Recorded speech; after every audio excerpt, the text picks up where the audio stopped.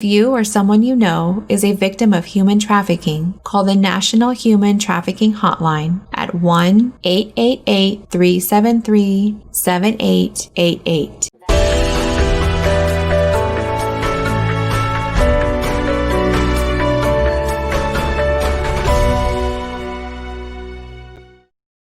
Hello, and welcome everybody to another episode of the Kansas Missing and Unsolved podcast. I'm your host, Ricky Chabruggi, and joining us again tonight is Janine Radke with Growing Garden City. And how are you doing tonight, Janine? I'm doing good. How are you, Ricky? I'm doing pretty good. Made it through another day. It's always good to be able to say that. Yes, it is. At this, you just never know anymore. So Yeah. kind of one of those things. So Yeah. Thank you for taking time out of your busy schedule to join us again tonight. yeah, thanks for having me on. I always enjoy being here and being part of Kansas Missing and Unsolved. So it's a great show, and just excited to be here. Oh, thank you. I appreciate that. Here you've got some interesting things going on your end of the spectrum. Oh, yeah. Well, we're just coming off of a 2-week quarantine. My husband ended up with COVID and tested positive for that. And then I tested negative, but then ended up with it anyway. And so still trying to deal with some of those lasting effects of it, but it's been kind of an interesting experience. What kind of lasting effects have you been dealing with? Oh, just different things like you get really tired and out of breath. Like I'm used to going up and down stairs all the time, but I did some traveling on the road today for work and had to go half of a flight of stairs, and I had to stop because I was out of breath and tired. And just some things like that are just kind of strange lasting effects that you don't expect. Like you don't get that when you have a cold or the flu or different things like that. Just get more tired very easily. And I've read some of those things can like linger on for a great deal of time. Yeah. My husband is in great shape. He does a lot of exercise and working out, and he's had to reduce quite a bit of what he does just because of the effects of the virus on his body, and is trying to work back up to his normal level of doing things. So it's been really interesting to see what effects that it does have, but we've been a lot more fortunate than a lot of people have. Yeah, I have read in the past that they say that you can build that endurance back up by doing a lot of cardiovascular exercises and to help build that back up again. Yeah, I think it's just going to take some time to be able to do that. And I feel bad for people who have it and really got hit hard with it because, like I said, we were pretty sick, but we were a lot better off than a lot of people who have gotten it. So I feel very fortunate to have just had the cases that we've had. All right. Well, I hope you guys, recover from that, and get back to your normal selves again. I'm sure that's been pretty rough. It's been difficult to be able to just do the things that we want to do. And so, but, we were fortunate to have the time off. And now that school's starting again, my husband teaches, so he's back into doing some things with the school and coaching, and kids are going back to school and I'm back to work. So it's kind of nice to have that routine built back up that we all need so much. So it's been good. Yeah, that's been a big concern with, getting kids back in school and how are they going to approach it. And, is it going to be back in the classroom? Is it going to be online? Is it going to be a combination? And from what I understand from my two kids, they're both high schoolers, and they're going to be actually physically in the classroom 2 days a week. And then the other 3 days will be online at home. So, I think there's a lot of value in that. It'll be interesting to see how much they like it, how well they like that. I think there's a lot of things that can be done through virtual, the online portion of school now. So it'll be interesting to see if they like it and how they do with it. Right. Okay. And you want to kind of give us a little bit of background again on what Growing Garden City is all about for those who may not have heard of it or have tuned into it before? Sure. Growing Garden City is a podcast that we highlight anything going on in Garden City. So we talk to a lot of businesses, nonprofit organizations, highlight events that are going on in the town, talk about positive things about how Garden City is growing and really developing. It's been a unique community here. We have a lot of diversity, and so it's nice to be able to highlight those positive things and try and push us out more into the community and let people know what's going on. And so, and Garden City is one of the podcasts that is brought through Back Home Media, like Kansas Missing and Unsolved in. And so if anybody wants to know more about Growing Garden City or Back Home Media, you can go to backhomemedia.com. And we have a variety of entertaining live streams of podcasts. And then we're also offering business management services, website design and management, social media management, IT support and management, audio and video production, and a lot more. So Back Home Media is just a really cool system that has been developed, and it's media that brings you back home. So I'm grateful that they came to me and asked me if I would be willing to do this show, because I really enjoyed doing it. It really gets these missing people out there more, and reinforces the importance of getting them found, as well as the unsolved homicides, trying to get some information generated for those, and maybe help bring somebody to justice in the process. Yeah, absolutely. Well, and as we found out a couple weeks ago or a week ago, that, it's never too late to solve a homicide and figure out what's going on and bring some closure to families. Right. Definitely. Yeah. It seems like all the time we're hearing more and more about, using familial DNA to either track a suspect or to identify an unidentified body, that kind of thing. So, all the time it's just more and more advances in that area to help bring closure to families and stuff. And I think it's really good. I like it. I like to see that. Yeah, absolutely. DNA, there's been so many progressive things that have been done that it's nice to think that, okay, even if it's something that's years down the road, that all of those developments can just be that much more of an option to be able to bring people home to their families. So that way, families have some closure and figure out what's going on, or to bring people to justice. Yeah, definitely. And now, we covered the Miss Molly case last week, and like I was saying last week, now that they know who she is, Robin Ann Green, now hopefully they can use that to bring her killer to justice. And I'm going to be watching closely to see if that does happen, and I really do hope it does. Yeah, KSN did a really nice segment with you on there. So that was really cool to be able to see. I really think about her kids and them thinking that she just left them. So now they know, at least, it's not an outcome that they'd certainly want, but at least they know, something happened and that she didn't just leave them.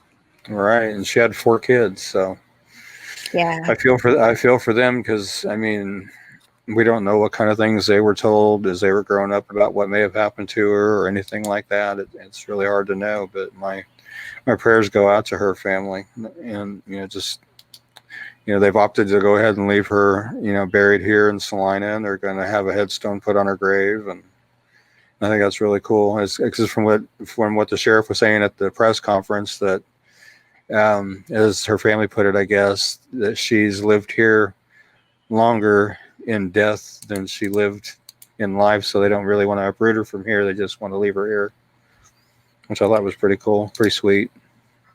Yeah. And she has her name back. Yeah, that's the important thing. Robin has her name back. Absolutely. Yeah. All right. We ready to get into some cases tonight? Yeah, I think let's get started. Okay.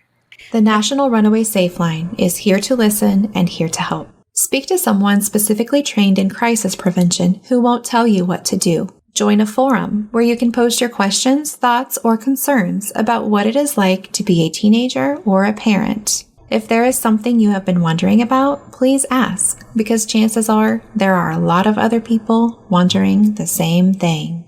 Remember, you are not alone. Go online to 1-800-runaway.org or call 1-800-789-2626. Our first case tonight is Audra Fincham. Audra Fincham is a missing endangered runaway who went missing from Beloit, Kansas on August 14th, 2020 at about 5:30 a.m. Audra is 17 years old. She is 5'7" tall and weighs 220 pounds. She has light brown blonde hair and green eyes. Audra was last known to be wearing a black shirt and black jeans. If you have any information regarding Audra's disappearance or you know of her whereabouts, please call the Beloit, Kansas Police Department at 785-738-2203. Okay, and I do want to add some information to Audra's case here. The latest from a family member is she's saying that Audra left home without her shoes. She didn't take anything with her but her phone. They did find a footprint by a creek that it's likely hers, but the police tracking dog cannot pick up anything past that point. They believe she's headed southeast from Beloit. They have searched the creek where it meets the river and then down the river. She is, again, more than likely barefoot, so they don't feel like she's likely to get very far, and they're asking anybody out in that area to check their properties or outbuildings or barns, anything like that, to see if maybe she might be, holed up in one of those buildings. So if, anybody in that area, please check your barns or outbuildings, your storage sheds, anything like that, and see if maybe Audra might be holed up in one of those areas. And, farmers out there in your fields, keep an eye out in your fields too. Never know what you might find. And let's see if we can't get Audra brought home. Hopefully they find her soon. Yeah, soon and safe, definitely. I haven't heard anything on what prompted her to go or anything like that, but hopefully they find her and they find her safe. Okay. And for our next case, it's Brooklyn, I hope I say this right, Schleicher, missing from Wichita, Kansas. She has been missing from Wichita since July 23rd of 2020. She's 17 years old. She's 5'2", weighs 125 pounds, has black hair and blue eyes. Let's see. She was last seen in the 3600 block of East Harry in Wichita. She did not have any ID or her phone with her at that time. She has a tattoo of the word faith on the inside of her left forearm. She also has a tattoo of a cross behind her left ear and a tattoo of a red heart on the left side of her chest. Again, she's 17 years old. She's 5'2", weighs around 125 pounds. She's got very long black hair and blue eyes. If you have any information regarding Brooklyn's disappearance or you know of her whereabouts, please call the Wichita, Kansas Police Department at 316-660-9456 or 316-660-9478 or 316-268-4111 or the KBI at 785-296-4017. Okay. Our next case tonight is Larry Casey. Larry Casey went missing from Topeka, Kansas on August 11th, 2020. Larry was last seen at the Travelers Inn Motel on South Topeka Boulevard in Topeka. Larry does have problems with remembering things. He was last known to be driving a white 1990s Ford Econoline commercial van. It is rusty and it has a lift on the back of it. Larry is 64 years old. He is 6'4" tall and weighs 170 pounds. He has white hair, or he could possibly be bald. Larry was last known to be wearing a dark blue mechanic shirt, blue jeans, and black boots. He was also wearing a red ball cap that is white on the front. If you have any information regarding Larry's disappearance or you know of his whereabouts, please call the Topeka, Kansas Police Department at 785-368-9415 or 785-368-9551, or you can contact the Kansas Bureau of Investigation at 785-296-4017. Okay, and moving on to our next case is Trinity Fields. Trinity is missing from Parsons, Kansas. She's been missing since July 6, 2020. She's 17 years old, 5'5", 135 pounds, brown hair, brown eyes. As I mentioned, she is missing from Parsons, Kansas. And if you have any information regarding Trinity's disappearance or you know of her whereabouts, please call the Parsons, Kansas Police Department at 620-421-7060 or the KBI at 785-296-4017. And again, I want to say to Trinity and also want to say to Brooklyn and to even Audra, if she might be out there listening, if you guys are needing help with anything, you can contact me here at Kansas Missing and Unsolved, or if you don't feel comfortable doing that, you can call the Runaway hotline that we showed at the top of the show. You can call them at the 1-800-RUNAWAY number, and, they'll be able to help you out with resources or anything like that you might need. So please don't hesitate to call them and ask for help.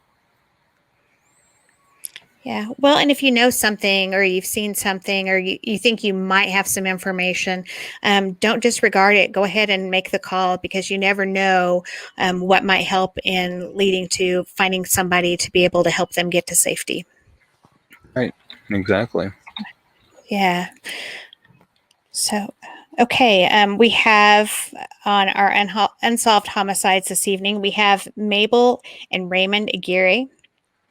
Raymond and Mabel Aguero were married more than 60 years before a brutal act of violence ended Raymond's life. Police say the Agueros returning to their home at 1900 Southeast Washington in Topeka. That was in September of 2000. They encountered an intruder who beat them so badly they were unable to call for help, and then he left them dead. The intruder used Mabel Aguero's walking cane to strike her. He robbed the couple of property, including their checks. The couple's son found them lying unconscious in pools of blood. Raymond Aguero died the following month at age 82 of injuries suffered in the beating. Mabel Aguero, then 80, lost her sight in one eye. The suspect is described as a black male, late teens to early 20s, 5 foot 8 inches tall, 160 pounds, with a short afro and little or no facial hair. He was wearing a red sweater with a white collar and entered the residence through a bathroom window. The victims were beaten and left unconscious. Raymond Aguero died from his injuries.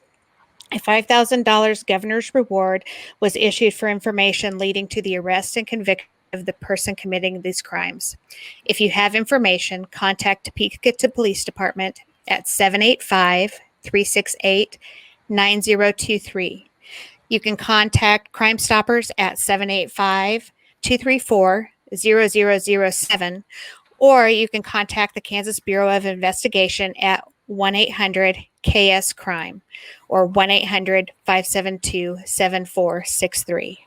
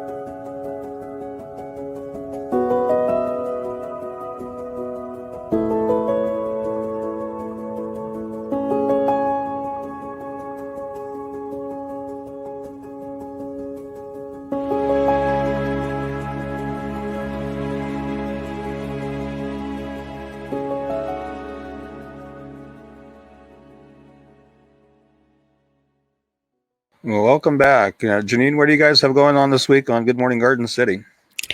Well, this week we have Marco with J&J Autoplex, and they have a new location that is approved auto sales. So it'll be interesting to see what they are doing with their new location, and exciting to hear what things that are going on with them. And then we'll also have Tammy Wilson with Big Brothers and Big Sisters. So we have a lot of cool things going on in the community, and Big Brothers Big Sisters does a lot of neat things with mentoring kids in the high school. So we air that on Sunday night at 8:00. Okay, cool. I invite everybody to check that out and see what's going on in Garden City. See what's growing in Garden City. Yeah, there's always something going on. Even with COVID going on, it's slowed down just a little bit, but it seems like everything is really starting to pick back up, with the exception, of course, of activities in the community, which I'm sure it's the same in Salina as well. Yeah, I work at Menards here in town, and I was thinking when all this COVID stuff come up, I thought, man, that's really going to kill business for us. But it was just exactly the opposite. It kept us busy, busy, busy, and we're still busy, busy, busy. I think a lot of it is because there's still quite a few people that haven't been able to go back to work yet. So I'm going to get caught up on my backyard, the spare room, redoing my kitchen, bedroom, whatever. So they're all out there getting everything done, trying to get it done before they go back to work, I think. But like I said, it's kept us busy, and I'm grateful for that. I'm considered an essential worker, so, I'm out there in it every day. I got to have my mask on every day when I'm at work, and that's mandatory for anybody coming in to wear a mask. Yeah, I've seen that. And they were doing that here at our Menards here too. You had to have the mask on or you didn't go in. And I Right. think that's a great thing to have just because it keeps everybody safer. And, but it's also cool that Menards was able to stay open during this period of time so people could actually do some of the things that they were working on at their homes and get caught up with things. I mean, if you're going to be quarantined at home, you might as well have something to do and catch up on the things that make people feel good about where they live and what they're doing with things. Yeah. Yeah. Now we're starting to get things ready for Halloween and we're just finishing up the back to school, get things ready for Halloween. And, I've been, we got a life-size Pennywise the clown that's animatronic, that's sound activated, and he says different things and raises his balloon up and down, and got a big furry werewolf that his eyes glow green and moves his arms and things like that. And I go by him as often as I can just to set him off. I'm a big kid. I am. I swear I'm a big kid. Now the werewolf would be fine, but the Pennywise the clowns just kind of creep me out. So I can't hang out with the clown, and Pennywise is it's the teeth, I think, that bother me with Pennywise. Right. Yeah. I think my 14-year-old daughter decided she wanted to watch the It movies, and I was like, I think those might be too scary for you. And she wound up watching them, and they didn't bother her. So I'm like, she reminds me of me when I was that age, because actually when I was her age, I was a little bit more scared to watch those kind of movies. But as I got into my later teen years, I started watching some of them, and it's like, oh, they're not as bad as I thought they were going to be, And I really got into the Friday the 13th and Nightmare on Elm Streets, the Halloweens, and those kind of things. But yeah. My 19-year-old daughter calls those her comfort food. Horror movies are her comfort movies. And I'm just like, really, your idea of comfort and mine are completely different. Yeah. Interesting to see how the COVID thing affects trick-or-treating, if it does, or how that's going to work. And the Christmas holidays, Thanksgiving, Christmas, Black Friday, how is that going to affect Black Friday? Because people always pile in the stores on Black Friday. So it'll be interesting to see, if that does or not. Well, and there's a number of stores that have closed. So many of the stores opened on Thanksgiving Day, and now they're not. I think Walmart and Target, I think, were two of them that had decided to stay closed on Thanksgiving Day, which I think is really good for the people that are working. Yeah. We just lost our Penny's store too. So lost our Sears store 3 years ago, lost Penny's this year. So lost Dillard's before we lost Sears. So, in the course of, I'd say 5 years, we thought we lost three, and Kmart. So in the course of 5 years, we lost 4 big stores. Wow. Yeah. It's kind of crazy to see what they're doing. I know we still have our Penny store, but I have no idea for how long.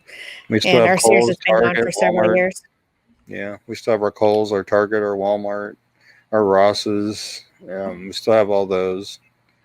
But I hate to see all those other ones go. Like our Penny stores, literally been in Salina for 100 years. So, Wow. It's Sears. I think I estimated Sears was here for about 75 years. Dillard's, wasn't here all that awful long. Probably, I don't know, probably 10 years tops, maybe. I'm not sure exactly, but it was sad to see them all go, and, I hated it. It doesn't do anything for our economy. Quite a bit. Yeah, it's kind of turned it into a ghost town. It really has. There's a lot of smaller stores still in there, but Ross's is the only big anchor store that's in there. There's still the BAM bookstore. There's still Bath and Body Works. I can't think of all the other ones that are still going, and there's still some smaller ones in there and some small stuff like out in the aisleway and stuff like that. But a couple, a few things still left in the food court, the movie theaters, that kind of thing.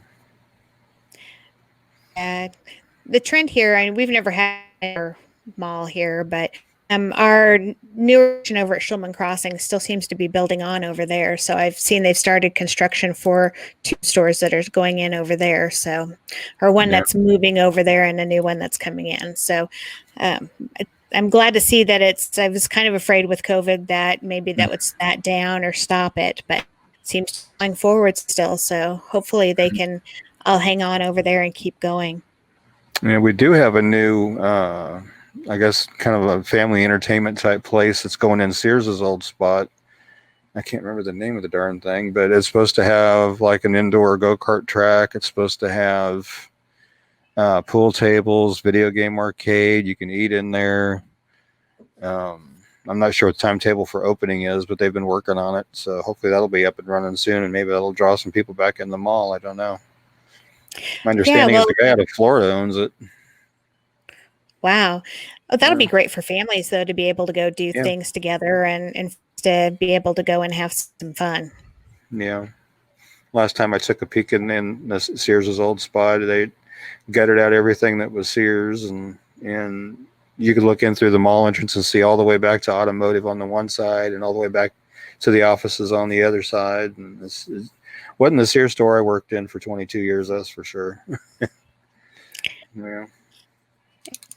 Definitely different. Definitely. Yeah, that was sad. Like I said, I spent 22 years there, and to watch it go like that was really sad. Yeah, it's a big chunk of your life. Yeah, it was. Yeah. Started there when I was 28 and left there when I was 50. So, yep. Wow. Yep. Well, anyway, I want to thank everybody for tuning in this week to our show, and want to again thank Janine for stepping in again and helping us out. And you want to remind everybody again when your podcast airs again? We're on Sunday nights at 8:00. All right. And we are brought to you by Back Home Media. You can contact Back Home Media at backhomemedia.com for help with any podcasting, live streaming, or any production needs that you may have. The Kansas Missing and Unsolved podcast, we air that each Sunday night at 7 p.m. Central Time. If you'd like to become a show sponsor and help support what we do here each week, visit patreon.com/KMUpod with a monthly pledge. We would greatly support that or appreciate that. And again, thank you for stopping by, Janine, and helping us out. Greatly appreciate it. Thanks for having me here. It's been fun. Welcome. You're welcome. And everybody, again, thank you for joining us. And you guys have a good night. Stay safe and God bless. Well, I don't think it, I thought it, that's different. I said what I said and I meant it, or lamented. Words given weight without thought in a person, the way that I talk and the way that I ought to be able to pause and to say that the fault can be placed on my arms. To display for assault, to disgrace in its arm. Pray for the day they could wait for the calm. You can't control the storm, only weather it, whether it's 5 weeks and 5 days of rain sideways, or scorched earth, search for death, or water left with all the thorns, with the petals gone, settle on the breath of autumn. If the ground fits, wear it, the crown fits. If the crown fits, wear it.